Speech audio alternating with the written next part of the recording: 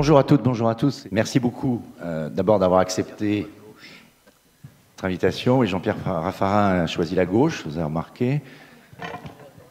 Alors, la France et les Français face au nouvel ordre européen et mondial, voilà ce dont nous aimerions parler avec vous. Nous n'avons pas connu la guerre, en tout cas, nous ne pensions pas que nos enfants connaîtraient la guerre, et c'est le cas. Alors, j'aurais voulu, pour commencer, vous demander comment est-ce qu'on sort, d'après vous, de la situation dans laquelle on est. Il y a ce sommet de l'OTAN demain, avec la présence de Joe Biden à Bruxelles. Est-ce que vous avez imaginé un scénario de sortie de crise qui pourrait être plus rapide qu'on ne le pense? Est-ce qu'il va y avoir une négociation? Ou alors est-ce que vous voyez un enlisement et une aggravation du conflit? Bernard Cazeneuve, peut-être pour commencer. Bon, je crois que face à la gravité de la situation à laquelle le continent européen et plus généralement le monde se trouve confronté, compte tenu des efforts qui sont déployés à la fois par l'Union européenne, l'OTAN, l'Occident et notre pays, prétendre à l'occasion de cette réunion, de ce débat avec Jean-Pierre Raffarin, que nous aurions, lui ou moi, une solution qui n'aurait pas été envisagée par tous ceux qui ont les yeux rivés sur les événements et cherchent à trouver des solutions, serait extraordinairement présomptueux. Et il faut d'ailleurs souligner que depuis le début de cette crise, l'Union européenne s'est réunie à plusieurs reprises sous la présidence du président de la République française, que le président de la République française lui-même multiplie les initiatives en liaison avec le chancelier allemand pour essayer de dégager une solution diplomatique, et on voit toutes les peines qu'ils ont à trouver un chemin. Et quelle analyse peut-on faire et quels peuvent être, malgré tout, les points de sortie de crise? L'analyse que l'on peut faire, d'abord, c'est qu'en quelques mois, alors que le mouvement était à l'œuvre depuis très longtemps, les Européens et le monde entier a pris conscience des mouvements qui se produisaient sur le territoire européen et qui étaient porteurs de dangers extraordinaires. Nous avions, depuis la fin des années 80, intériorisé le fait que le continent européen était protégé de tout danger de guerre. Souvenez-vous qu'au moment de l'effondrement du mur de Berlin, certains responsables politiques français, non des moindres, avaient théorisé le fait qu'on pouvait percevoir les dividendes de la paix, que nous étions dans la fin de l'histoire et que la démocratie sur le territoire européen avait vocation à s'étendre, à se généraliser, et que les pays de l'ancien bloc soviétique avaient vocation à rejoindre progressivement soit l'Union européenne, soit l'OTAN.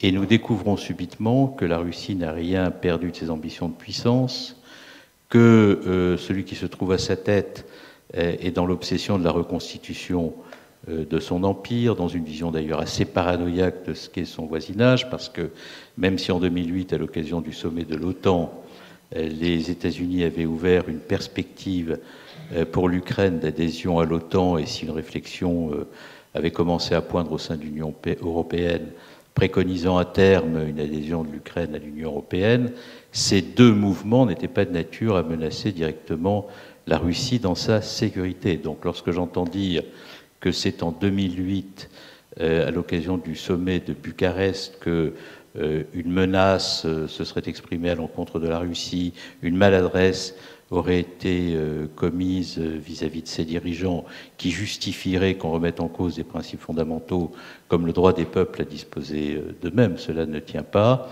D'abord parce que rien ne justifie qu'on remette en cause les principes fondamentaux du droit international qui garantissent la paix, et ensuite parce que ces perspectives n'étaient pas de nature à menacer la sécurité de la Russie. Mais nous voyons dans quel état d'esprit elle est, cette Russie.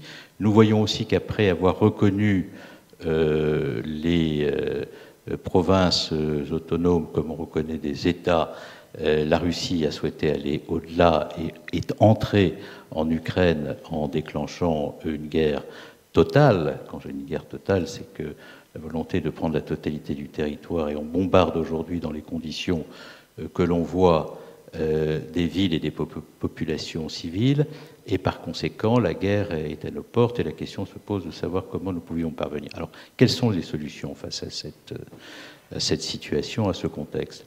Premièrement, essayer par la voie diplomatique, par le dialogue entre l'Union européenne, l'OTAN, la Russie, mais en essayant, Jean-Pierre en parlera, j'en suis convaincu, d'impliquer aussi la Chine, qui doit jouer son rôle dans cette affaire et qui a pris des positions qui, selon l'interprétation qu'on en fait, peuvent être favorables à la solution diplomatique, au contraire être de nature à la bloquer.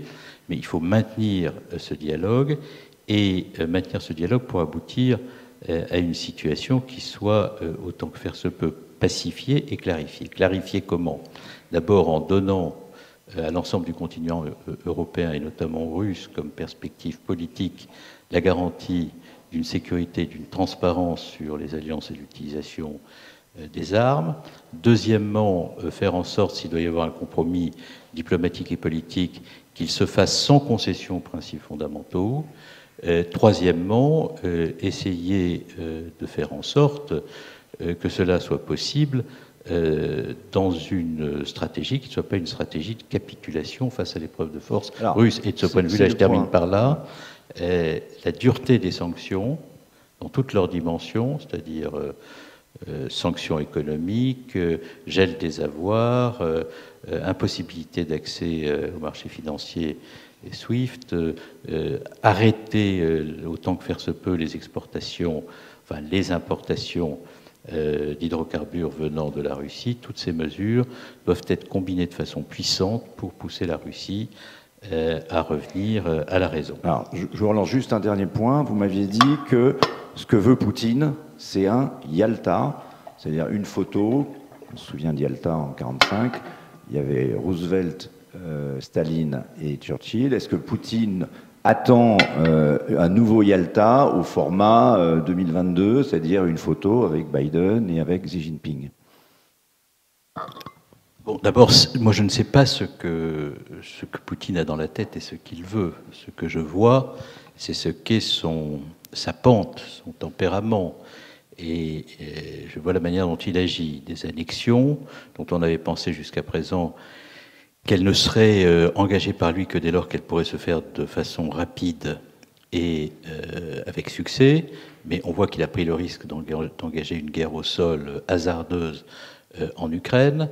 Les motifs pour lesquels il a engagé cette guerre, c'est-à-dire des provinces aspirant à l'autonomie russophone, à proximité desquelles il avait placé des troupes, pose la question de savoir si cette opération devait aller à son terme sans réaction suffisamment vigoureuse de l'Occident, ce qu'il ferait en Transnistrie, c'est-à-dire dans des provinces en Moldavie qui sont dans une situation comparable. Donc, est-ce qu'il s'arrêtera une fois que la situation ukrainienne sera stabilisée au terme d'un succès diplomatique ou d'un accord diplomatique, ou est-ce que, si notre réaction est insuffisamment puissante et ferme, après l'Ukraine, il ne tentera pas une opération ailleurs? Je ne sais pas, moi, répondre à cette question. Ce dont je suis en revanche convaincu, c'est que la seule solution pour faire en sorte qu'il y ait une solution acceptable sur le plan humanitaire, politique, diplomatique en Ukraine et qu'il n'y ait pas de débordement vers d'autres territoires, c'est la fermeté la plus grande de l'Union européenne et de l'Occident et du monde et des Nations Unies à l'égard de la Russie. Et de ce point de vue, sanctions, dans toute la gamme des sanctions possibles, fermeté diplomatique sont la clé d'une solution s'il y en a une. Merci. Jean-Pierre Raffarin, de quoi cette guerre est-elle le nom? Est-ce qu'il faut une solution diplomatique ou est-ce qu'il faut accroître les pressions, comme ça va probablement être décidé cette semaine sur Poutine? Le nom de cette situation, c'est le désordre mondial complet. Au fond, vous parlez de nouvel ordre, on est loin d'un nouvel ordre. Parce qu'au fond, tout ce qui se passe ici, c'est d'abord et avant tout une crise qui s'inscrit dans une autre diagonale terrible qui est celle de la guerre froide sino-américaine et qui, aujourd'hui, structure les relations internationales. Les relations internationales sont structurées. Regardez M. Biden quand il vient ici, il nous mobilise contre la Chine. Regardez la Chine qui nous mobilise aussi pour ouvrir ses marchés au fur et à mesure de nos attitudes. On est pris en tenaille, nous, Européens, dans cette situation. Et au fond, c'est à un moment où l'Europe, menacée de déconstruction depuis le Brexit, que nous arrive un sujet qui était déjà posé, la sécurité à l'est de l'Europe. Mais quand vous regardez bien les conflits que nous avons aujourd'hui pour désorganiser la gouvernance mondiale, vous avez ce conflit sino-américain, on a maintenant le conflit ukrainien, et on a toujours pour nous la difficulté majeure de la question africaine, qui est quand même une question qui nous est aussi posée pour les années à venir, le terrorisme, la faim aujourd'hui, et au fond cette idée toute simple qu'il n'y aura pas de France heureuse avec une Afrique malheureuse. Donc dans ce contexte-là, voyons bien que nous sommes dans un désordre complet avec un multilatéralisme très faible. Ce qui a surpris le monde, ça a quand même été cette réaction européenne qui a surpris, en tout cas je le sais clairement de la part des Chinois, ils ne s'attendaient pas à ce que l'Europe soit aussi mobilisée et aussi, je dirais, cohérente. Ils cherchent en permanence quand même à diviser leurs différents types de partenaires. Et là, on voit bien que... Ils l'ont reçu comme un signal par rapport à Taïwan, d'après vous? Je ne sais pas si par rapport à Taïwan, mais ils ont reçu un signal. Ils ont été très impressionnés. Ils ont été très impressionnés par le fait que Poutine était devenu une sorte de paria et que non seulement il n'y avait que 5 pays pour le soutenir, et les dictatures, l'Érythrée, la Syrie, la Corée du Nord pour le soutenir, et qu'au fond, ce qui les a peut-être le plus impressionnés à côté des sanctions, il y a tout un discours anti-sanctions en Chine, mais ce qui les a beaucoup impressionnés, c'est la mobilisation des sociétés civiles.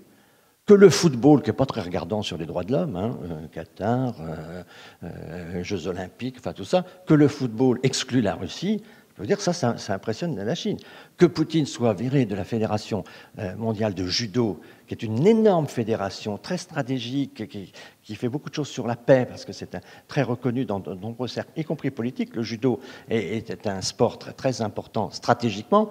Et ils avaient comme président d'honneur Poutine, et qui l'ont tout de suite viré avec une fédération qui était très proche de la Russie. Donc tout ça montre que la grande surprise, c'était la cohérence européenne et cette mobilisation des sociétés civiles qui donne le sentiment que, et on le voit dans vos sondages sur un certain nombre de paramètres, que l'opinion publique pousse à la défense européenne, pousse en fait à la réponse européenne. Donc moi je pense que dans tout ça, on va revenir sur la question ukrainienne, mais dans tout ça, ce qui est le plus important aujourd'hui pour nous, pour sortir un peu du désordre, c'est le pôle européen. Et c'est cette structuration. Et dans ce pôle européen, c'est le franco-allemand. De mon point de vue, parce que nous sommes aujourd'hui dans une tenaille donc prise par les Américains et les Chinois, nous sommes dans une question de sécurité de l'Europe et nous sommes dans un processus qui a quand même été un processus d'affaiblissement de l'Europe. Dans ce contexte-là, on voit bien que le risque pour nous, c'est de sortir de l'histoire. Le risque pour nous, c'est qu'une Europe divisée sorte de l'histoire, parce que même quand l'Ukraine sera terminée comme crise, on a la crise Taïwan qui est inscrite derrière, qui je ne sais comment. Une chose est certaine, c'est que les Chinois ne lâcheront pas. Ils ont mis une échéance en 2049. En 2049, Taïwan doit être revenu dans l'Empire. Et ça, je pense qu'ils sont dans cette logique-là. Pour le moment, c'est le seul dossier, de leur point de vue, qui évolue très mal. Parce que les Chinois ont toujours la stratégie de jouer avec le temps, de prendre le temps pour un allié. Et le seul des dossiers qui vraiment les préoccupe, c'est le dossier de Taïwan, parce que là, il évolue mal, ce dossier. Plus le temps passe, plus les Taïwanais sont hostiles à la Chine. La question qui est posée par Taïwan, c'est la question des composants électroniques, notamment en dessous de 10 nano pour les spécialistes. Donc, c'est-à-dire, on n'est pas aujourd'hui, on est très dépendant, on est à 80%, je crois, l'Occident dépendant de Taïwan, et le reste, c'est en gros la Corée du Sud. Donc, ce que la crise Covid a montré, est-ce que cette crise, cette guerre est en train d'encore de renforcer, c'est qu'on n'est pas armé pour ce fameux monde d'après dans lequel il faut de la souveraineté et de l'indépendance. On l'est un peu plus en France sur le plan énergétique, mais on ne l'est pas en Allemagne à cause du gaz russe, et on ne l'est pas du tout d'un point de vue industriel. Qu'est-ce que vous dites au monde économique qui nous écoute? On a perdu du temps, il est temps, si on ne veut pas sortir de l'histoire, il faut aussi que dans l'économie, on ait une réponse cohérente. Ce n'est pas qu'une réponse diplomatique. Oui, ce n'est pas qu'une réponse diplomatique. Mais c'est d'ailleurs pour ça qu'il faut mettre le franco-allemand ensemble, parce que le franco-allemand, on a des chiffres qui sont d'ordre continental. Enfin, ils ont commencé en achetant des F-35. Hein, donc oui, pas, oui, mais il y a de mauvais signaux, il y en a des bons, il y en a des mauvais. C'est clair que c'est un très mauvais signal. Mais enfin, ce n'est pas tout à fait nouveau qu'on a une proximité entre l'Allemagne et les États-Unis. Donc, on est habitué un peu à gérer ça. Mais je suis d'accord pour dire que c'est un mauvais signal. Cela dit, Un bon signal, c'était quand le président Macron reçoit Xi Jinping pour une relation bilatérale Chine-France dans son bureau à l'Élysée avec Angela Merkel et avec Jean-Claude Juncker. Pour dire, dans cette relation-là, l'Europe compte, dans notre relation bilatérale, l'Europe compte. C'est le rapport de force et qui est en partie économique. Je pense qu'il faut, on parle des responsables économiques, bon, il faut que la souveraineté, on en parle beaucoup, personnellement, la souveraineté intégrale est une utopie. Nous sommes dans un monde interdépendant. On voit bien d'ailleurs quand on prend des sanctions, qu'on a un retour de sanctions. Tout est biunivoque aujourd'hui. Et on mesure bien que l'interdépendance est très très forte. Alors les Français ont découvert qu'on était dépendant pour le paracétamol de la Chine à l'occasion de la pandémie. Et puis on s'aperçoit qu'on a beaucoup de sujets de cette nature. Et donc il y a une sorte d'appel à la souveraineté. Très bien. Mais sachant qu'il y a la souveraineté intégrale, une sorte de retour à un protectionnisme massif, c'est quelque chose qui est probablement impossible. En revanche, il y a des souverainetés à travailler. Et donc moi, je vois 3 cercles de souveraineté. Un cercle de souveraineté qui est la souveraineté nationale. Qu'est-ce que nous voulons ? J'espérerais que des structures comme ce qui a été créé par Bayrou, le plan, enfin, on n'a plus beaucoup dans notre appareil d'État de structures qui pensent un peu l'avenir. Mais je pense qu'on devrait avoir des gens là qui travaillent sur qu'est-ce que nous tenons vraiment au plan national comme priorité des priorités. J'ai entendu un jour le président de la République dire, par exemple, il nous faut de l'acier, parce que avec l'acier, je veux faire des voitures, je veux faire des avions, donc je veux rester un constructeur d'automobile, je veux rester un constructeur d'aviation. Et donc là, bon, il faut se faire ce travail-là. On voit que Thierry Breton lance maintenant le concept de souveraineté européenne, notamment dans la transition écologique, notamment dans la révolution digitale. Donc deuxième cercle, la souveraineté européenne, et puis troisième cercle, la souveraineté qu'on pourrait considérer contractuelle, avec des partenaires fiables sur un certain nombre de sujets ponctuels. On peut imaginer un accord avec Taïwan, on peut imaginer aussi que le paracétamol, on va le refaire en France, tant mieux, mais on peut aussi avoir avec des partenaires plus proches et moins concurrents que nous par la taille, par exemple la Tunisie, ou un certain nombre de choses avec le Maghreb, on peut trouver des styles de contrats qui nous donnent de la fiabilité pour certaines questions. Donc la souveraineté, c'est une priorité.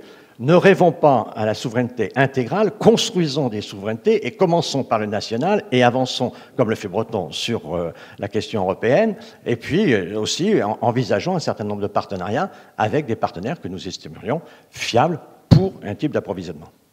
On va peut-être redonner le micro, on va revenir sur tous les sujets que vous avez ouverts à Bernard Cazeneuve. Sur ce concept d'Europe puissance, est-ce que vous y croyez? Est-ce que l'Europe puissance, dont on parle beaucoup en ce moment, peut prendre une réalité? Et est-ce qu'on va finalement vers une logique de, vous en avez un peu parlé, mais d'affrontement entre des empires? Alors est-ce qu'il y aura Europe et peut-être États-Unis, Chine avec Afrique, avec Russie, l'Afrique au milieu, qui devient un enjeu absolument essentiel. Avant, l'Afrique avait besoin de nous. Aujourd'hui, c'est nous qui avons besoin de l'Afrique et de ses ressources si on n'a plus celle du bloc qui va partir à l'Est. Oui, je voudrais revenir sur la notion de souveraineté, puis dire un mot sur la relation entre l'Europe et la Chine. Et bon, moi je partage tout à fait la nécessité dans le monde dans lequel nous vivons. La pandémie en a apporté la démonstration, la crise ukrainienne renforce le trait de construire des politiques qui permettent à l'Union européenne et à notre pays d'affirmer leur souveraineté. Aussi faut-il que ces politiques soient précises. Et donc, en complément de ce que vient de dire Jean-Pierre Raffarin, je voudrais essayer de préciser ce que sont les politiques autour desquelles nous pourrions matérialiser et incarner notre souveraineté. Au plan européen, il n'y a pas de puissance européenne possible s'il n'y a pas une diplomatie, une politique de défense européenne allant jusqu'à la possibilité de projection de force. Ceci, jusqu'à présent, n'a jamais existé. Et Jean-Pierre Raffarin parlait à l'instant de l'axe franco-allemand. Cela n'a jamais existé, notamment et surtout en franco-allemand, puisque lorsqu'il y avait des théâtres d'opération sur lesquels nous devions engager nos forces en exposant la vie de nos soldats, nous étions le seul à le faire, et l'Allemagne répugnait à le faire pour des raisons qui tenaient à la position traditionnelle du Bundestag lorsqu'il s'agissait d'engager les armées sur des théâtres d'opération compliqués. Les choses sont en train de changer en Allemagne, parce que l'Allemagne a pris conscience d'une part de l'état d'extraordinaire faiblesse de son armée. Elle a décidé de porter le budget de la défense en pourcentage du PIB à un niveau inégalé. En tous les cas, la tension est affirmée. Et par ailleurs, l'Allemagne a toujours une approche très industrielle des aspects défense, par-delà les considérations géopolitiques, et elle a vu l'intérêt qu'elle pouvait tirer d'une participation active, enfin en tous les cas, qu'elle pouvait tirer de l'utilisation active du Fonds européen de défense, qui peut être un moyen de renforcer notre base industrielle et technologique de défense. Donc il faut effectivement une politique de défense européenne renforcée. Ça doit aller au-delà de la création du Fonds européen de défense, ça doit se traduire par une projection de force, et puis l'accélération des programmes européens intégrés.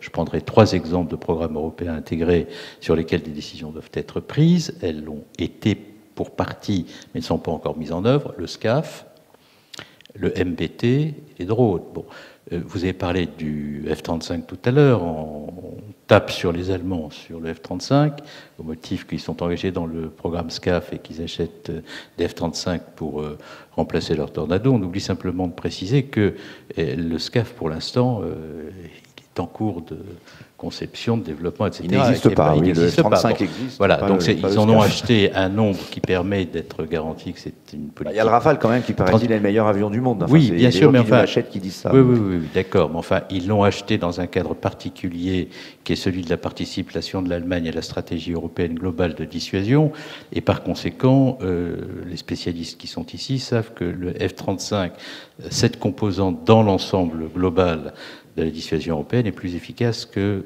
tout autre dispositif dès lors qu'il est conçu de façon transitoire. Mais enfin, on voit la technicité de ces sujets et leur complexité. Donc, il faut faire ses choix souverains si on veut y arriver. Deuxièmement, il faut une politique énergétique qui garantisse l'indépendance industrielle et économique de l'Union européenne. De ce point de vue-là, le franco-allemand a été un échec total, puisque lorsque Angela Merkel a décidé unilatéralement de sortir du nucléaire dans son pays, elle ne l'a pas fait en concertation avec les autres pays de l'Union européenne. Et elle s'est mise dans la main des Russes. Et elle s'est mise dans la situation que l'on sait, mais pas seulement elle, puisque l'Union européenne, globalement, dans le contexte aujourd'hui, est dans la situation que l'on voit. Bon. Comme généralement le grégarisme est ce qui préside à la réaction des opinions publiques, et parfois, pardonnez-moi de vous le dire, de la presse, lorsque des événements de cette nature se produisent, tout le monde a trouvé génial qu'on soit sorti unilatéralement du nucléaire en Allemagne, et on a expliqué vraiment que nous étions les retardataires. Pas nous. Pas vous, personnellement, mais il m'est arrivé de le lire dans d'autres organes de presse moins bien inspirés que le vôtre. On n'était pas vos abonnements. Voilà, exactement. Donc on était sortis unilatéralement du nucléaire en Allemagne, pas en France, et nous n'y étions pas sortis, parce que nous n'avions rien compris. Bon, ben, aujourd'hui, on voit à quel point cette analyse était perspicace, et on voit à quel point le fait de ne pas avoir articulé une politique énergétique entre pays de l'Union européenne était un facteur d'affaiblissement. La souveraineté, c'est aussi ça. Et puis il y a des secteurs industriels, stratégiques, sur lesquels, je pense à l'électromobilité, je pense effectivement à la sidérurgie, sur laquelle nous ne sommes pas bien positionnés. Il faut affirmer nos prérogatives souveraines. Pour ce qui concerne la France, je pense que le sujet fondamental en France, il est celui de notre politique énergétique. Parce que c'est un atout comparatif par rapport aux autres pays de l'Union. C'est un sujet sur lequel nous sommes en pole position, en avant-garde, et c'est un sujet sur lequel il n'est pas exclu que des gouvernements se trompent. Parce que l'actuel gouvernement a pris des décisions sur la politique électronucléaire, mais en fin de quinquennat, après avoir préconisé pendant les 3/4 du quinquennat le tout renouvelable, et parmi les candidats à l'élection présidentielle, certains sont... Alors, vous allez me dire, mais certains candidats préconisent le tout renouvelable dont vous n'êtes pas fondamentalement éloigné vous-même. Enfin, moi, j'ai toujours une position claire sur la politique énergétique. Je suis très favorable aux renouvelables, mais à condition que le développement des renouvelables se fasse dans un mix énergétique qui ne détruise pas ce que sont les atouts industriels de la France. Je fais d'ailleurs remarquer de ce point de vue-là que quand on parle de souveraineté, ne pas maîtriser ces enjeux a des conséquences extrêmement précises sur les territoires, puisqu'on parle aussi des territoires. Lorsque Dunkerque Aluminium est obligé de mettre pour 6 mois ces ouvriers en situation de chômage technique parce qu'ils ne peuvent plus assurer l'augmentation de la facture énergétique parce que ce sont des industries électro-intensives, on comprend très bien ce que ça veut dire que la souveraineté. Donc, quand on parle de souveraineté, il faut sortir des déclarations d'intention parlementaires qui sont gouvernementales ou politiques lorsqu'on est dans l'opposition pour dire très concrètement ce sur quoi on agit. On reviendra sur la Chine après. Jean-Pierre Raffarin, peut-être sur cette question de la défense. Notre spécialiste défense, vous connaissez tous, Michel Cabirol, m'en parlait. C'est bien beau de dire les Allemands vont dépenser 100 milliards et nous 70 milliards, mais est-ce qu'on a les capacités industrielles pour dépenser tout cet argent? C'est pas forcément si évident, d'une part. Donc la guerre, ça fait longtemps qu'on l'a pas fait. Deux, on en parlait. Les Russes, là, ils sont en train de tester leurs armes. On entend parler à la télévision, malheureusement, tous les soirs, enfin tous les jours. Et la guerre, ils sont en train de la faire en réel. Nous, à part, bon, évidemment, en Afrique, au Mali, on ne sait pas ce que c'est la guerre. Est-ce qu'on est en train de redécouvrir dans ce 21e siècle, est-ce qu'on est en train de rentrer vraiment dans le 21e siècle? Et est-ce que cette perspective de devoir faire parfois la guerre est quelque chose qu'on doit envisager? De toute façon, et depuis déjà un certain temps, nous avons fait des efforts importants avec les lois de programmation militaire pour notre défense. On pourrait sans doute faire plus, mais ça a quand même toujours été extrêmement difficile de faire voter les lois de programmation militaire parce que, naturellement, les pressions sur les budgets sont importantes. Et on approche des 2%. C'est quelque chose qui est continu et c'est très difficile pour nous, dans la situation dans laquelle on est, et surtout dans la situation dans laquelle on sera, à envisager des rythmes très différents. Donc là, je suis un peu sceptique, mais sur le fond des choses, la guerre est préparée. On a un livre blanc qui a orienté des schémas possibles de guerre. Et donc, notamment, on a travaillé sur un certain nombre d'innovations. Et notre délégation générale à l'armement est sans doute le lieu français où il y a le plus d'innovation industrielle. La défense, pour nous, est quand même un secteur d'innovation très, très important. Pour vous, on est préparé On est préparé à certains types de scénarios qu'on a construits nous-mêmes. Il est clair qu'aujourd'hui, on est face à des menaces d'une ampleur qu'on avait, je pense... La guerre totale, c'est vrai qu'on ne l'avait pas envisagée. On ne l'avait pas envisagé, donc on avait pensé à des guerres intelligentes, et donc on est là dans aujourd'hui un certain nombre de menaces, y compris, donc, on parlait de la tension de Taïwan. Bon, donc, là, on a un vrai problème sur la sécurité à l'est de l'Europe, même si un certain nombre de pays nous alertaient. Je me souviens que les Suédois, déjà il y a 2 ou 3 ans, nous disaient la guerre est possible. Et ils ont distribué dans toutes les boîtes aux lettres en Suède un petit livret, que faire en cas d'une guerre des Russes qui viennent chez nous. Donc la crédibilité de la guerre, nous, elle n'existait pas chez nous, mais elle existait quand même aux frontières à l'est de l'Europe. Donc il y a certaines personnes qui avaient proposé un retour à Helsinki, travailler une grande conférence sur la sécurité de l'Europe, parce que déjà depuis un certain nombre d'années, les pays limitrophes s'alarment de l'attitude quotidienne des Russes aux frontières. Donc je pense qu'on voit bien que le type de guerre dans laquelle on est aujourd'hui exposé est assez différent de ce que, peut-être même ce qu'on voit aujourd'hui en Ukraine. Parce qu'au fond, en Ukraine, on a un peu le sentiment que c'est un retour triste de l'histoire, parce qu'au fond, c'est une vieille guerre. Ces destructions, on pensait massives avec les populations atteintes, c'est vraiment... Pourtant, on a vu ça pour la civilisation, c'est vraiment... Pour tous ceux qui pensent que l'évolution des civilisations est irréversible, là, on montre que les reculs, on le sait dans l'histoire, mais que ces reculs sont terribles aujourd'hui. Et puis, donc, il faut voir naturellement qu'aujourd'hui, les Russes comme les Chinois ont toujours dans leur programme des interventions militaires de nature mondiale. Moi, je me souviens, un jour, j'étais président de la Commission des Affaires étrangères et de la Défense du Sénat. Je reçois un coup de fil de l'ambassadeur de Russie qui dit « Monsieur Poutine a un message pour vous ».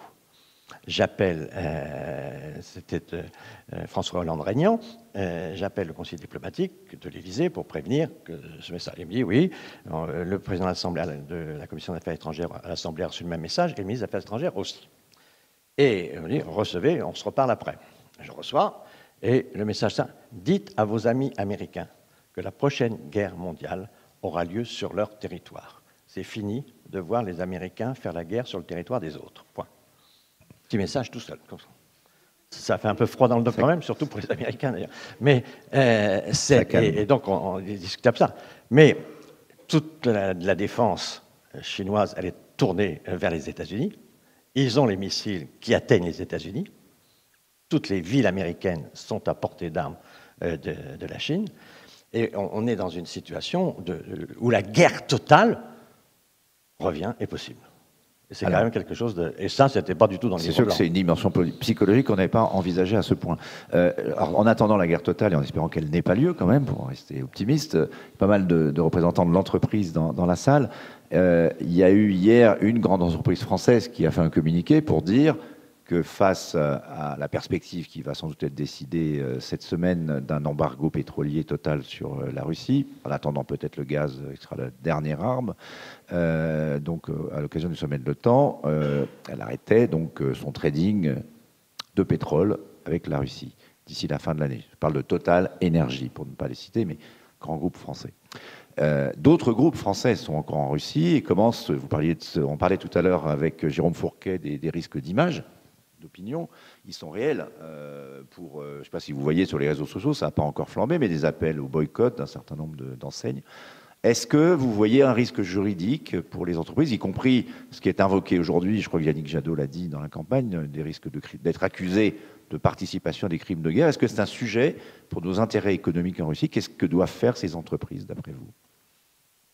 Je demanderai également à Bernard Cazeneuve, qui peut peut-être commencer à répondre. Non, mais juste un point par rapport à ce qu'a dit Jean-Pierre Raffarin, qui est un élément fondamental sur la politique de défense. Je voudrais dire un mot.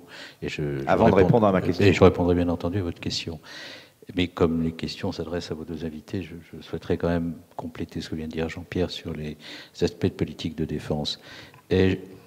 D'abord parce que je ne suis pas en accord avec lui. Je pense que les gouvernements successifs français n'ont pas fait sur les politiques de défense ce qui devait être fait. Et je vais dire des choses précises. Lorsqu'on décide de supprimer 54 000 emplois dans les armées, c'est pas rien. Et que ces 54 000 emplois qu'on supprime sont censés, par les économies qu'elles produisent, financer les équipements dont les armées ont besoin, et qu'on ne dégage pas les ressources pour y parvenir, parce que les 54 000 emplois ont constitué un tel choc dans les armées qu'il faut compenser par des bonifications indiciaires l'impact de ces suppressions d'emplois, ce qui mange une grande partie des économies réalisées, et qu'on ne parvient pas à financer le format d'équipement dont on a besoin, c'est quand même un sujet. Bon.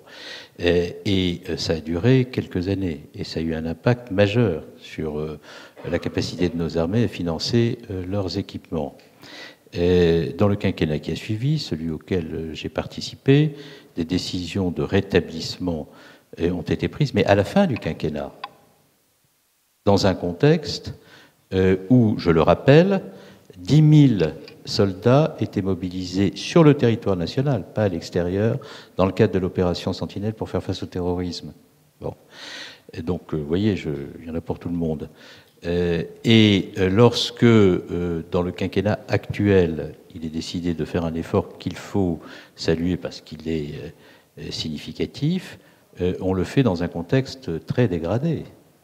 Donc, je pense que notre pays n'a pas eu une conscience suffisante de ce qu'était la dangerosité du monde auquel il devait faire face, et que nous avons besoin d'une politique de défense qui donne aux armées la stabilité dont elles ont besoin pour bien accomplir leur mission. Dans le cadre d'un contrat, mais il est encore temps de le faire, bien entendu. Je partage le sentiment de Jean-Pierre Raffarin qu'on ne pourra pas faire comme s'il n'y avait pas de contraintes budgétaires, mais nous ne pourrons pas non plus faire comme s'il n'y avait pas de contraintes opérationnelles et de dangerosité du monde. Voilà. Faire sauter Maastricht pour faire des dépenses d'investissement militaire. En tous les cas, je pense que la sécurité... Comme ça a déjà sauté que le Covid, de toute façon. Non, il faut surtout que Bernard Cazeneuve retourne au budget. Parce que... Mais lorsque j'étais au budget, j'étais sur ces questions oui, mais avec très bénévolant. Oui, mais avec... Parce que là, c'est un point... Bon, c'est pas la politique râlez pas crête, mais vous vous souvenez, pendant ce quinquennat, que le ministère de Bercy remettait en cause des décisions du Conseil de défense. Dixit Le Drian à l'Assemblée, on s'est battu, on a fait une intervention, la commission s'est déplacée pour aller voir au ministère des Finances un certain nombre de sujets. Jean-Pierre, le sens de mon propos, c'est pas... je vous ai vu, j'ai sulfaté l'ensemble des gouvernements. Oui, mais non, ce que je veux dire, c'est que partout... mais je me souviens que partout, dans toute mon histoire politique, j'ai toujours vu le secteur de la défense qui était très contrôler, et il y avait une bataille budgétaire, au point où Chirac, quand il est réélu juste après Jospin, il fait un conseil de défense avant que les ministres soient rentrés dans le dossier, le lendemain de la nomination des ministres, et il nous fait passer de la loi de programmation militaire qu'il avait préparée avant avec... J'essaie de vous réconcilier tous les deux. Non, les Allemands tiennent 4 jours et nous, on a des non, mais ministres simplement, pour 10 jours.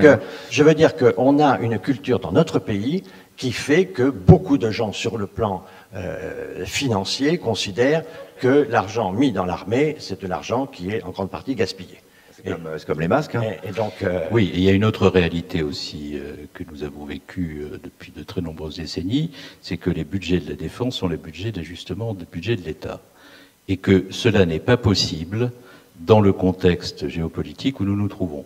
Et ne pas dire cela, quelle que soit la sensibilité politique à laquelle on appartient, c'est ne pas tirer les conclusions du monde dans lequel on vit. Et donc, comme nous sommes... vous voyez qu'on ne parlait pas de la campagne, mais vous entendez ces sujets dans la campagne, on n'en parle pas.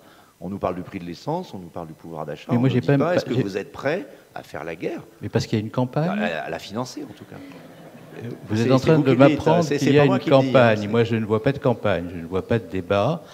Et je vois beaucoup de sujets qui ont été mis sur le métier au début de cette campagne électorale qui n'avaient rien à voir avec ce que sont les urgences du moment dont nous parlons. Et lorsque les urgences du moment se présentent à nous avec la violence que l'on voit parce qu'on a oublié d'en parler, il n'est plus temps d'en parler. Parce que les urgences sont là et que l'échéance approche et que ce qui devait être une élection se transforme en une échéance de cooptation entre gens qu'on a. Bon, donc, oublions ce sujet. Nous sommes là entre nous et on aborde les questions de fond et on le fait sans aucun esprit polémique et partisan. Et c'est bien ainsi puisque nous devons, notamment aux acteurs économiques, la vérité. Votre question, c'était sur les sanctions. Sur le monde économique, et les sanctions. Sur les sanctions et les risques juridiques d'être accusé de crimes de guerre, tels que certains le disent. Ça, c'est un sujet qui me passionne beaucoup et sur lequel je travaille dans le cadre de ma vie nouvelle, qui est l'extraterritorialité du droit.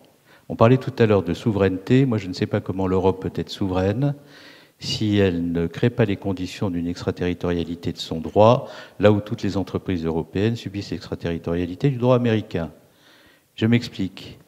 Lorsque les États-Unis décident de tourner le dos au JCPOA auquel ils ont contribué en Iran, la signature duquel ils ont contribué, en demandant à toutes les entreprises européennes de quitter l'Iran du jour au lendemain, nous avons des déclarations sympathiques des autorités françaises sur le thème. Ne vous inquiétez pas, nous allons favoriser les transactions en euros pour que vous ne puissiez pas être confronté à l'extraterritorialité du droit européen au motif que vous utilisez le dollar dans vos transactions. 3 jours après, il n'y a plus une entreprise européenne à Téhéran. Ça veut donc dire que des puissances utilisent leurs droits comme un instrument d'affirmation de leurs prérogatives et de leur souveraineté au plan international. Cette fois, c'est un peu différent, c'est que les opinions publiques, puisque c'est au cœur de l'Europe, disent on est à la fois inquiet de la hausse du prix du pétrole, mais on est d'accord pour mettre en place des sanctions qui vont faire monter le prix du pétrole. C'est un peu paradoxal, mais en même temps, on ne veut pas de la guerre à nos portes, et en même temps, on dit, les groupes français, il y a une forme d'indignation, notamment au travers des réseaux sociaux, qui met en cause ces groupes. Je ne vais pas les citer tous, mais... Oui. Je termine juste le raisonnement, puis après j'arrête de parler pour que Jean-Pierre puisse dire comment il ressent ce sujet. Mais je crois qu'il faut bien avoir à l'esprit que le droit, l'extraterritorialité du droit est devenu un instrument de puissance. Bon. Et est-ce que nous allons, nous, être capables de faire ça en Europe? C'est fondamental pour nos intérêts. Parce que si nous sommes capables d'utiliser notre droit sur la question de la corruption, de la RSE, dans le cadre des accords économiques de nouvelle génération, pour faire en sorte que les objectifs que poursuit le droit européen puissent s'imposer aux autres, là où nous le subissons sans possibilité de rééquilibrage ou de rétorsion, il n'y aura pas de souveraineté européenne sur le plan économique. Là, nous avons décidé de sanctions avec les États-Unis. Ces sanctions, elles sont puissantes, elles sont destinées à faire en sorte que la Russie change de position. Donc nous sommes avec les Américains pour faire en sorte que les positions politiques et diplomatiques prises par nous aient un impact. Bien entendu, ce n'est pas sans conséquence pour les entreprises, puisque les entreprises qui ne respecteraient pas les sanctions, les entreprises européennes décidées par les gouvernements des États, seraient bien entendu exposées à un risque réputationnel et juridique considérable. Mais c'est bien là l'esprit des sanctions est la condition de leur efficacité. Jean-Pierre Raffarin, est-ce que les bombardements aujourd'hui sur les villes ukrainiennes ont fait exploser le concept de RSE, de ESG en vol? Les entreprises sont obligées aujourd'hui de tenir compte de l'opinion. Oui, dans votre question, c'est ça quand même qui me frappe le plus, c'est de tenir compte de l'opinion, notamment en matière de relations internationales et de sujets extrêmement complexes.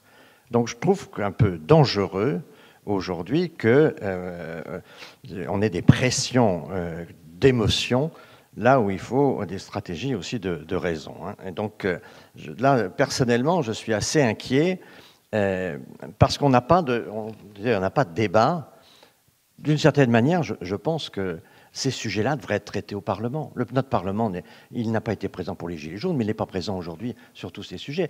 Si on veut avoir une représentation qui peut traiter la complexité des choses, il faut qu'elle puisse s'exprimer. Et si on n'a pas de représentant pour traiter la complexité, on laisse la complexité soumise aux émotions. Et donc, faut faire extrêmement attention. La stratégie Total est quand même une stratégie extraordinairement complexe. Quand vous avez vu, quand ils ont fermé leur chantier en Iran, en fait, ils ont, je crois, 3 ou 4% ou 5% de capitaux américains. Mais quand on a aujourd'hui 3 ou 4% de capitaux américains, on est soumis complètement aux règles américaines. Donc, ils ont été obligés de fermer tout ça. Donc, ce sont des sujets très compliqués et je trouve que quand je vois sur les réseaux sociaux les gens qui disent telle entreprise devrait faire ceci, devrait faire cela, je reste de ce point de vue-là, moi, personnellement, assez libéral pour dire c'est aux chefs d'entreprise, avec leur éthique, avec la conscience de l'impact, avec la RSE, avec leur éthique, de prendre un certain nombre de décisions, avec un dialogue avec l'État. Mais je trouve que faisons très attention à ce que, en matière de politique étrangère, vous savez, quand on fait beaucoup de politique étrangère dans des actions politiques, ça devient très dangereux. Et ce qui m'inquiète aujourd'hui, c'est de voir que certains pays, c'est le cas en Chine, ils sont de plus en plus montés contre les Américains, c'était le cas avec Trump, c'est quand même encore un peu le cas aujourd'hui, parce que c'est un sujet sur lequel la pensée anti-chinoise est une pensée à la fois démocrate et républicaine, donc c'est un sujet important pour les midterms. Donc quand on va chercher l'opinion publique et qu'on monte l'opinion publique sur l'émotion, faisons attention, parce qu'en politique étrangère, après, c'est très difficile de pouvoir revenir en arrière. Donc, il faut que c'est que la guerre, c'est beaucoup une question de communication. Oui, mais c'est pour ça que moi, je pense que notre démocratie aujourd'hui est extraordinairement fragile. Certes, le président est l'homme en charge de l'essentiel. Certes, il doit assumer les responsabilités.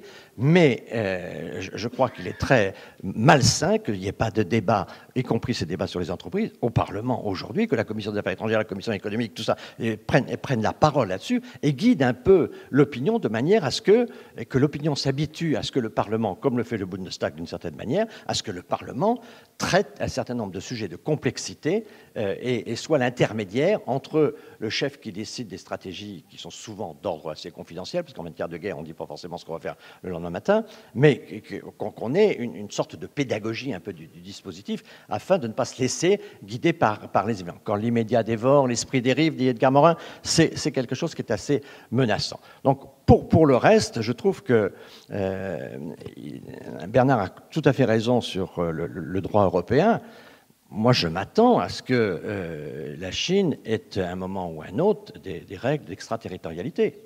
Parce qu'on voit bien qu'ils sont en rapport de force. Donc, dès qu'il y en a un qui invente une pression, l'autre, il invente la contre-pression. Et donc, on voit bien qu'on est parti dans un processus. Et donc, pour nous, c'est quand même très important. Parce que regardez tous nos grands groupes qui peuvent se retrouver avec des taxes nouvelles ou avec un certain nombre d'impositions nouvelles. Et c'est assez facile de désigner les cibles françaises en Chine, puisqu'on voit très bien les réussites, y compris aujourd'hui dans toute cette industrie du luxe qui s'est créée, parce qu'aussi en France, on a besoin de marges fortes pour financer notre modèle. Et donc, on a évolué, c'est difficile aujourd'hui, avec des marges de 3-5% de réussir un développement international. On voit que des grands groupes avec des marges beaucoup plus confortables réussissent des très belles stratégies avec cette idée du luxe, mais on voit aussi qu'on peut très bien être vite fragilisé parce que les cibles pour un pays comme la Chine sont assez faciles à identifier. Sous les décombres de ce désordre mondial va naître un ordre nouveau. Vous le voyez se dessiner comment? Et je repose ma question sur le rôle de l'Afrique quand même. Si on dit que c'est une forme de guerre de la transition écologique pour les ressources que sont la fin du carbone et demain tous les métaux rares qui sont là en Afrique ou pour certains en Russie, ou en Chine, nous, au milieu, là-dedans, on est dans la Rasputitsa, comme disaient les... Refaisons quand même de la politique.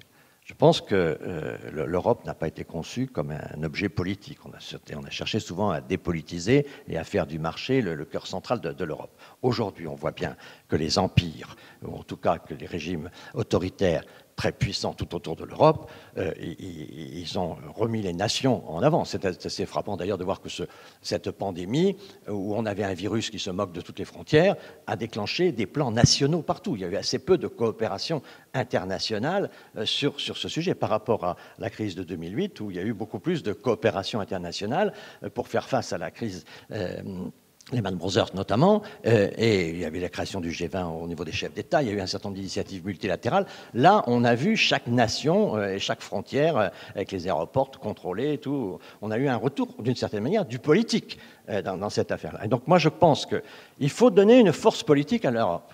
Comment est-ce qu'on peut donner une force politique à l'Europe? Alors, je suis complètement d'accord quand on regarde l'évolution des choses sur les complexités du rapport franco-allemand. Bernard a raison de le souligner.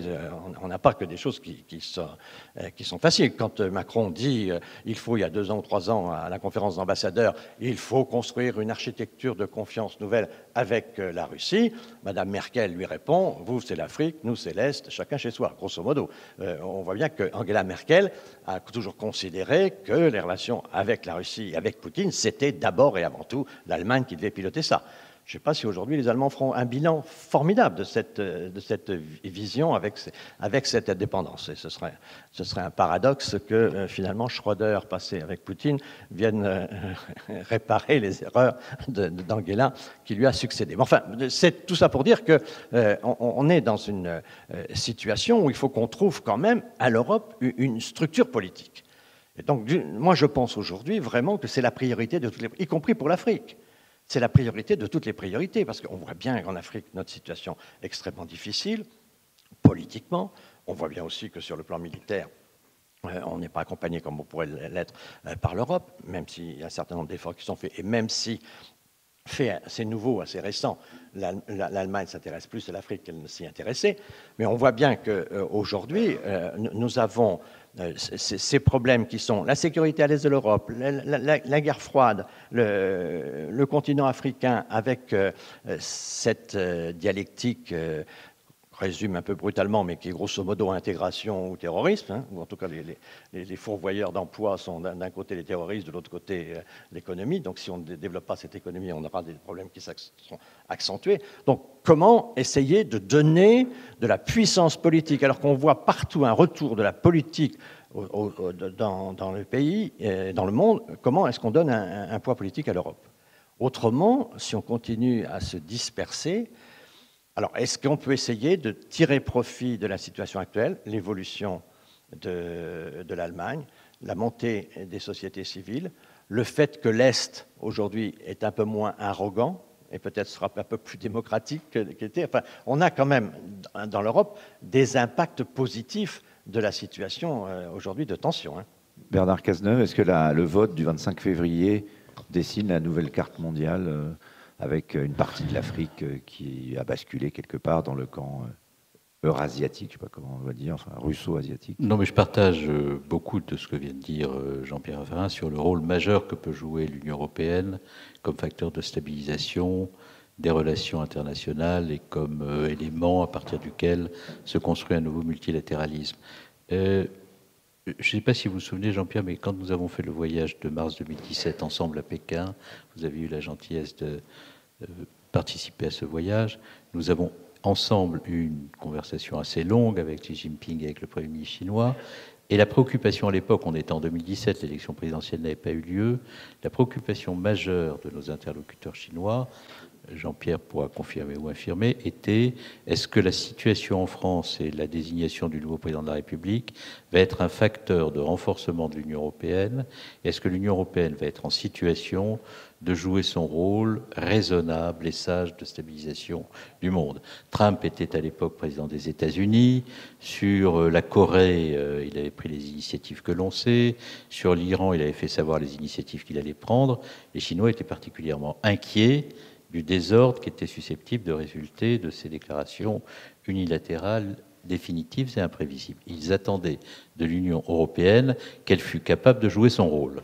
Donc, ce qui m'avait marqué à l'époque dans cet échange, c'est que les Chinois, dont les États-Unis déjà présentaient les intentions de façon peu aimable, étaient quand même un pays solide, qui n'aimait pas le désordre, et qui attendait de l'Union européenne qu'elle pût contribuer à un ordre international multilatéral, malgré tout.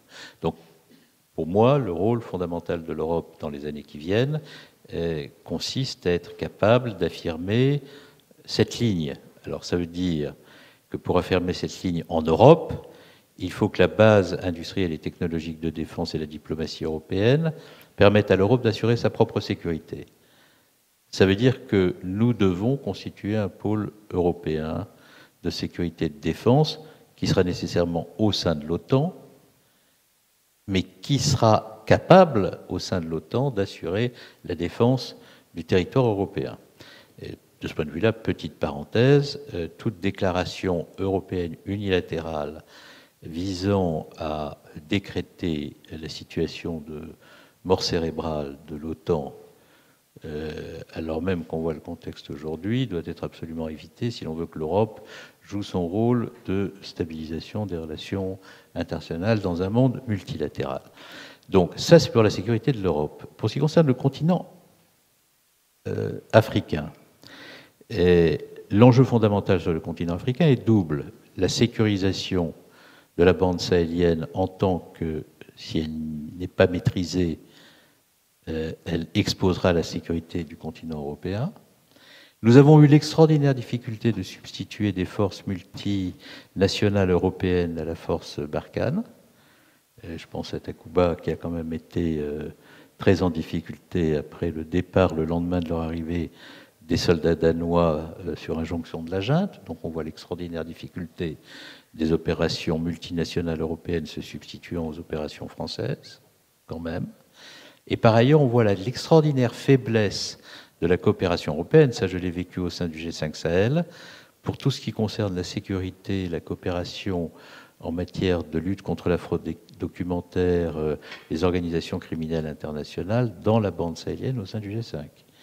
Nous sommes, avec les Espagnols seuls présents, l'Union européenne serait bienvenue, et le rôle que pourrait jouer l'Union européenne sur tous ces sujets, lutte contre la traite des êtres humains, les organisations criminelles internationales, lutte contre la fraude documentaire, maîtrise des frontières, etc., serait fondamental pour la sécurité du continent. Et ensuite, il y a un deuxième aspect où l'Europe a vraiment une vue à faire prévaloir, c'est que les Chinois et les Russes se comportent sur le continent africain comme des prédateurs.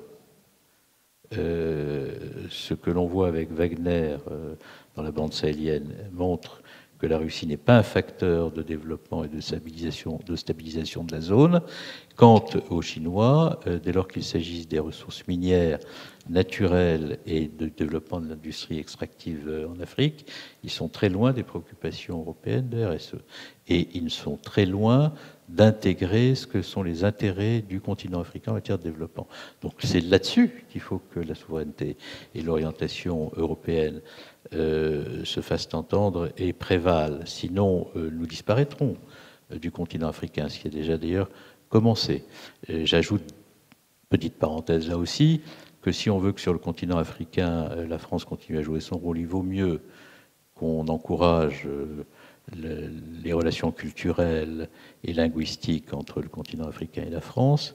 Je ne suis pas sûr que le fait de mettre comme secrétaire général de la francophonie une représentante anglophone hostile à la France soit la meilleure idée quand on veut atteindre ce but. Je ferme la parenthèse. Donc, voilà ce qu'il faut faire en Europe, voilà ce qu'il faut faire en Afrique. Et pour ce qui concerne la relation avec la Chine, si on veut jouer un rôle dans le contexte indo-pacifique après ce qui s'est passé sur l'affaire des sous-marins, dans la relation avec la Chine, il faut que nous soyons crédibles aux yeux de la Chine. Ça, Jean-Pierre l'a très bien dit tout à l'heure, et il connaît ce pays mieux que quiconque. Et la crédibilité, c'est la force politique. Et la force politique, c'est la capacité, à stabiliser le monde, dans un cadre multilatéral, et deux, c'est aussi la capacité à défendre nos propres intérêts face aux ambitions chinoises, en faisant en sorte que dans les accords économiques que nous passons et dans la manière dont nous structurons notre industrie, nous soyons capables de garder des parts d'activité souveraines. Et les Chinois comprendront très bien qu'on défende nos intérêts à condition qu'on soit capable de les défendre après avoir dit que notre désir était de le faire. Sinon, nous passons pour un continent de faiblesse. Un mot là-dessus, puis j'ai une dernière question. Si je l'ai... En résumé, moi je trouve que ce qui nous concerne aujourd'hui, c'est cette situation de tenaille que nous avons dans l'Europe. Et donc pour d'abord protéger l'Europe, je pense qu'il faut qu'on clarifie bien et notre relation avec la Chine, parce que c'est quand même pas terrible aujourd'hui d'avoir des autorités qui globalement disent il faut coopérer et une opinion publique qui dit ne coopérons pas. Donc il faut clarifier un peu tout ça. Et de même qu'avec les États-Unis, alliés, comment tout ça s'organise. Moi, je pense qu'il faut qu'on cherche, alors c'est un peu théorique ce que je vais dire, mais c'est une direction. Je crois qu'il faut qu'on cherche un dossier majeur stratégique à travailler avec les Chinois et un dossier majeur stratégique à travailler avec les États-Unis. Et donc, de manière à ce qu'on soit impliqué... Vous avez une idée de ces Alors, dossiers ? j'ai une idée, enfin, oui, je crois que... Avec les États-Unis, à mon avis, ce qu'il faut aujourd'hui faire, c'est de travailler sur les démocraties. Je pense que les démocraties aujourd'hui sont fragilisées. On a eu nos gilets jaunes, ils ont eu le Capitole. On voit bien que l'impuissance démocratique, et que les régimes autoritaires, notamment en Afrique, font campagne sur la fin des démocraties. Or, par exemple, quand on regarde l'affaire de l'Ukraine, moi je ne suis pas pour qu'on dise l'Occident est visé, c'est les démocraties qui sont visées. Et d'abord, il faut associer le Japon qui est avec nous dans les sanctions. Donc c'est le concept de démocratie qu'il faut essayer de défendre. Et on voit bien qu'il faut aujourd'hui donner un élan à notre démocratie, retrouver un souffle démocratique, surtout quand on voit comment même notre démocratie ici en France, avec un taux de participation... En même temps, tous les gens qui pensent qu'on vit en dictature doivent un peu réfléchir en ce moment par rapport à ce qui se passe. Le fond de l'affaire, et de ce point de vue-là, les États-Unis sont quand même assez exemplaires. Regardez, M. Biden, il fait une performance électorale formidable. Il passe de 70 à 74 millions. Comment est-ce que les démocrates battent Biden? En allant chercher 80 millions de voix. Nous, en France, quand on n'est pas content, on s'abstient. Eux, aux États-Unis, quand ils sont contents, ils vont voter. La participation, c'est le sang de la démocratie. Je pense qu'il n'y a aucun contact avec la démocratie coréenne du Sud, la démocratie japonaise, assez peu avec Israël. On ne travaille pas le progrès démocratique. On ne s'inspire pas des... Donc, Biden, dans son programme, a lancé cette idée de front des démocraties. Je crois que c'est très bien. Sa première réunion, il l'a faite contre la Chine. Ce n'est pas le sujet. Et alors, le plan stratégique avec la Chine? Et le plan stratégique, c'est l'Afrique. Je pense que la Chine se rend compte de ses faiblesses en Afrique, a conscience des rejets. Chirac disait toujours... Il devrait coopérer avec l'Europe. Faites attention avec les Chinois, ils sont aussi intelligents que nous, ils travaillent beaucoup plus, ils sont très nombreux. Donc on les a devant nous pour un certain temps. Et donc là-dessus, je pense que les Chinois sont aussi intelligents que nous, ils voient bien le rejet des communautés chinoises qui sont aujourd'hui en Afrique. Et donc ils ont proposé, je crois que c'était avec vous, avec Manuel Valls, je ne sais plus à quel moment c'était, il y a eu un accord avec Li Keqiang pour faire un sommet au Sénégal, je crois. Pour coopérer avec l'Europe. Pour coopérer avec l'Europe. Et donc ça, je pense que nous, on n'a pas les moyens aujourd'hui d'intégrer 1 milliard de jeunes d'ici 50 ans dans l'économie euro-africaine. Donc il faut quand même qu'on trouve un certain nombre de moyens. Et on va quand même avoir besoin de la Chine. L'Inde s'intéresse de plus en plus au sujet. Peut-être qu'il peut y avoir un élargissement euro-asiatique. Ce serait très bien. Mais je pense que si on avait stratégiquement un partenariat fort de nature multilatérale avec la Chine et un partenariat fort avec les États-Unis sur comment on peut renforcer les démocraties, comment on valorise ce qu'est l'état de droit, qu'est-ce que c'est aujourd'hui la démocratie. On voit bien qu'elle est menacée, que grosso modo, on est presque trop heureux, on ne la défend pas, et on la laisse s'abîmer d'étape en étape. Et donc ça, je pense qu'il faut essayer de trouver quelque chose comme ça. Bon, il y a peut-être d'autres solutions, mais on sera en tenaille, on sortira de la tenaille que si on a avec les uns et avec les autres des intérêts qu'eux considèrent aussi comme majeurs. Messieurs, on va terminer ce débat avec une dernière question. Dans un mois, c'est le second tour de la présidentielle. J'oserais après dire qu'on connaît probablement le résultat tous ce soir, peut-être, enfin c'est ce matin, mais on se trompe peut-être. En tout cas, les sondages ne font pas illusion aujourd'hui. Moi, ma question, c'est les Français dans tout ça. On l'a vu un peu dans notre sondage. ils voient quoi? Ils voient leur bonheur dans le pré, comme on disait autrefois. Ils observent ça en disant on veut finalement qu'on nous laisse un peu tranquille. Ils sont stressés par ces situations, ou alors ils sont au contraire, vous les sentez dans une forme de démission finalement face à tous ces changements. Au contraire, et quand on voit l'exemple du peuple ukrainien, je dirais, il y avait un papier d'Attali, ça choquera un peu, mais que j'ai lu, qui dit « Et si les Français avaient résisté comme les Ukrainiens en juin 40 ?» Est-ce qu'on est dans un moment de remobilisation? Est-ce qu'au-delà des péripéties politiques et des scores et de l'échelle de perroquet des uns et des autres, c'est une situation qu'on voit, voilà, on a un paysage politique qui est celui qu'il est, il n'était pas forcément anticipé. Comment vous voyez les Français, l'état d'esprit? Est-ce que l'état d'esprit va changer? Moi, je ne suis pas très optimiste. Je ne vois pas dans la campagne des propositions de réforme qui répondent à la grande question que nous avons quand même dans notre pays, qui est la montée de la violence et surtout de la légitimité de la violence. Pas loin d'ici, je me promenais avec ma femme pendant une manif de Gilets jaunes, je vois deux énergumènes qui lancent des journaux enflammés dans une agence bancaire.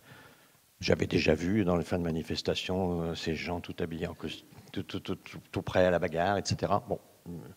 Mais ce que je n'avais jamais vu, c'est 2000 personnes qui applaudissent dès que les femmes sortent. C'est-à-dire la légitimité de l'action. Et donc tout le monde adhérait à ça. Quand la violence avance, c'est que la politique n'est pas à son niveau et que la politique recule.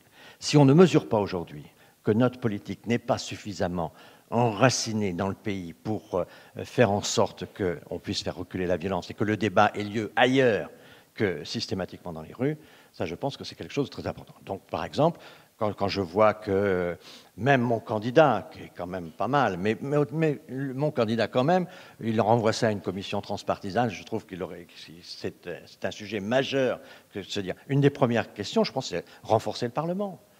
Le Parlement aujourd'hui, il est au fond, il est élu en même temps que le président de la République. Il y a une sorte de cohérence qui se fait. Je ne suis pas sûr que ça se fasse pour la deuxième élection, mais pour la première, en tout cas, il y a une sorte de cohérence. Et donc, on dit grosso modo aux Français, vous élisez un président, et puis pendant 5 ans, circulez, il n'y a rien à voir. La démocratie n'est pas particulièrement vivante. Il faut traiter ces questions. L'abstention, alors naturellement, il y avait la pandémie, mais l'abstention des élections locales, si la proximité ne fait pas voter... Vous êtes un peu pour la 6e République, quoi. Moi, je dirais la 5e République augmentée. D'accord. Hein, vous me direz la différence. Non, on a besoin des gaullistes dans ce pays et il ne faut pas remettre en cause nos institutions. Mais moi, je suis pour une 5e République augmentée. Je suis pour qu'on ait, d'abord, pour protéger le chef aussi. Nos systèmes d'organisation, c'est un peu dans mon bouquin, mais quand je vois, par exemple, les chefs, le Premier ministre chinois, d'abord, Li Keqiang, il a su qu'il serait Premier ministre 3 ans avant de l'être. Nous, on l'a su assez, on l'a pas su très longtemps forcément avant. Il a eu le temps de se préparer. Et on a été moins longtemps. Et il est toujours, lui, en effet. Mais... Et dans ces circonstances-là, on voit bien que on a un fonctionnement de notre vie politique qui n'est pas satisfaisant pour les Français, et il faut traiter la maladie de notre système. Donc, quand le cheval trébuche, c'est le cavalier qui est responsable. Donc là, il faut qu'on se dise, notre système politique, s'il ne fait pas de la participation électorale sa première priorité, il y a quelque chose qui va mal. Donc je pense qu'il faut faire quelque chose. Bon. Et en Asie, par exemple, on fait tout pour protéger le chef. Le chef, l'empereur, il était dans la cité interdite, personne ne le connaît. Quand vous recevez une délégation chinoise, le chef, c'est pas celui qui vous serre la main le premier, il est dans le groupe, et tout le groupe protège le chef surveille tout le monde et essaie d'organiser les choses. Nous, on est toujours pont d'Arcole, et devant Total, avec les nouveaux médias, avec cette organisation de la société, on use un peu l'autorité, et on voit, on en a abandonné un peu cet exercice qu'on a connu dans le passé de domaine réservé présidentiel. Donc le président est très exposé, et donc très vite usé, et donc l'autorité politique est fragilisée. Il faut s'occuper de la légitimité de la politique dans la démocratie. Donc ça, je pense que c'est un des éléments très importants de ce qu'on peut attendre, et de ce point de vue-là, j'espère que le candidat qui est le plus expérimenté, qui est le plus jeune, si lui n'a pas d'idée, je serais assez pessimiste sur les idées, parce qu'il faut quand même dans la politique être, compte tenu des changements aujourd'hui qui ont lieu, qui sont des changements très profonds, la transition écologique, le digital, on voit de l'organisation sociale, on voit que ça bouge énormément. Donc, la jeunesse est un atout extraordinaire. Et quand celui qui est le plus jeune est en même temps celui qui a l'expérience du pouvoir, on a en droit d'attendre de lui qu'il a toutes les cartes en main pour réussir le deuxième mandat. On sait toujours que pour un maire, souvent le deuxième mandat est très important. Donc j'espère ça. Mais je ne vois pas aujourd'hui dans la campagne, dans la prise de conscience du fait que notre démocratie est insuffisante et que si les gens ne votent pas, c'est pas la faute des gens, c'est la faute de notre système à trouver des solutions. Merci, ce sera le mot de la fin de Jean-Pierre Raffarin. On va donner un mot de la fin à Bernard Cazeneuve. Et c'était un peu la même question, elle était longue, mais je vais la résumer en disant, est-ce qu'il y a de l'espoir pour une reconstruction de la gauche? Oui, enfin, je vois pas pourquoi moi je serais cantonné à la reconstruction de la gauche et Jean-Pierre Raffarin au pays tout entier et au grand sujet. Donc vous allez me permettre de répondre à la question que je me pose à moi-même, c'est-à-dire celle de l'avenir du pays et du système politique tel qu'il est. Bon, quelle est la manière dont je perçois la situation en France? Je suis comme Jean-Pierre Raffarin très pessimiste parce que le pays m'apparaît comme sous tension extrême, dans un contexte de division qu'on n'a jamais connu et de perte de confiance à l'égard du personnel politique qu'on a rarement perçu à ce point. Je pense qu'il y a deux raisons à cela. Enfin, il y a trois raisons. Un état du monde qui est extraordinairement anxiogène et qui contribue à ancrer dans l'esprit des Français le sentiment que demain sera moins bien qu'aujourd'hui et que le déclassement est possible pour chacun d'entre nous et chaque famille. Et à partir du moment où dans un pays, il n'y a plus la conviction que le lendemain sera meilleur pour ses propres enfants que ce que fut notre présent pour nous-mêmes, la notion de progrès, la notion de réforme sont beaucoup plus faciles à aborder de façon sereine, parce que quand les Français entendent réforme, ils comprennent recul. Peut-être parce que nous sommes dans un pays qui ne sait pas faire des réformes.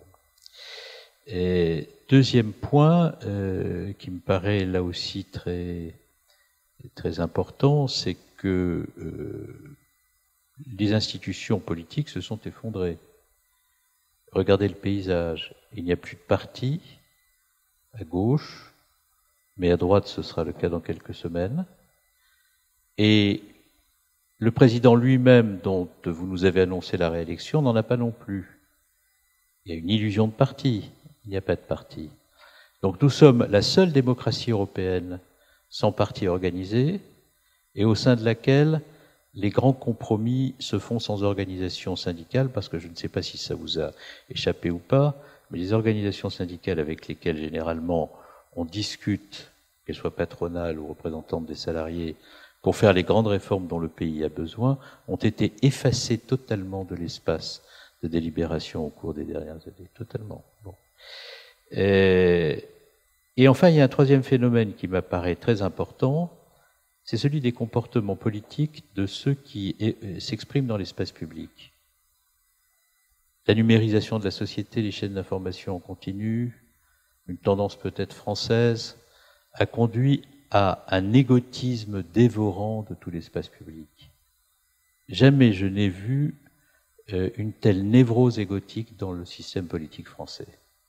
Une telle mise en scène de soi-même à chaque instant, comme si la mission que nous exerçons était moins importante que notre personne, comme s'il y avait une incapacité de ceux qui sont investis de la responsabilité politique à s'effacer en tant que personne pour ne se livrer avec la plus grande abnégation qu'à la mission dont on est dépositaire.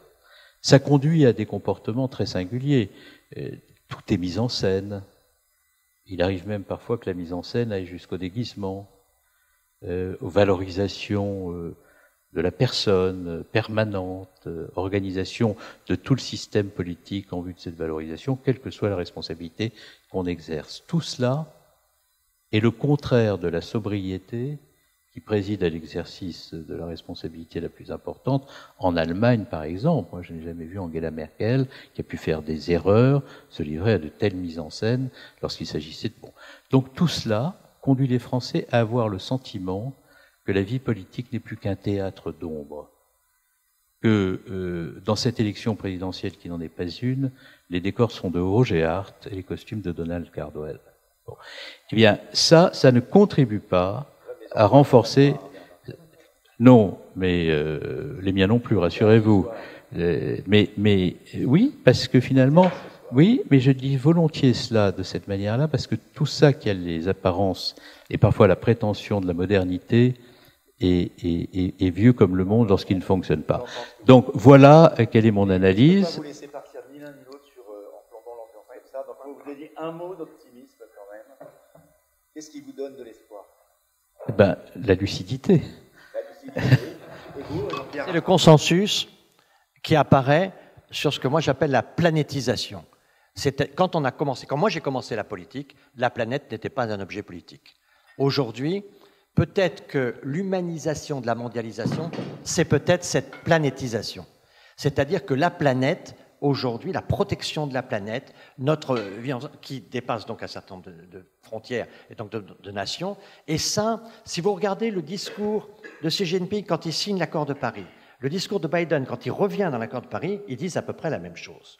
Et quand vous voyez les jeunes, les sociétés civiles, que vous voyez les jeunes en Inde, à Shanghai, à Bangalore ou à San Francisco ou à Chasseneuil-du-Poitou ou à Cherbourg, en fait, les jeunes pensent assez la même chose.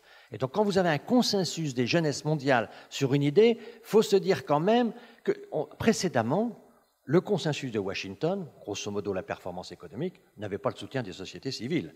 Là, le consensus des accords de Paris, enfin si on appelons ça, on verra, mais cette idée-là, c'est une très grande idée qui mobilise les jeunes du monde entier, et donc on peut construire la paix si on trouve des consensus. Et autour de la planétisation des consciences, je trouve qu'il y a un grand espoir. Merci. Bon, merci pour ce débat. On aura vu Jean-Pierre Raffarin.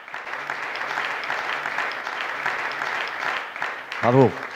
On aura vu Jean-Pierre Raffarin nous dire qu'il était pour la 6ème République et qu'il votait Greta Thunberg, et où Bernard Cazeneuve nous dit que la lucidité est le principal motif d'espoir, et je pense que c'est là-dessus que nous réfléchirons donc à notre vote du 10 et du 24 avril prochain. Pour y réfléchir, vous pourrez lire le livre de Jean-Pierre Raffarin, Choisir un chef, et celui de Bernard Cazeneuve, Le sens de notre nation. Je le montre à la caméra, je ne sais pas si vous voyez. Vous pourrez bien sûr commenter, revoir cette émission sur latribune.fr, et je vous remercie tous les deux de vous être prêtés à cet exercice et au public.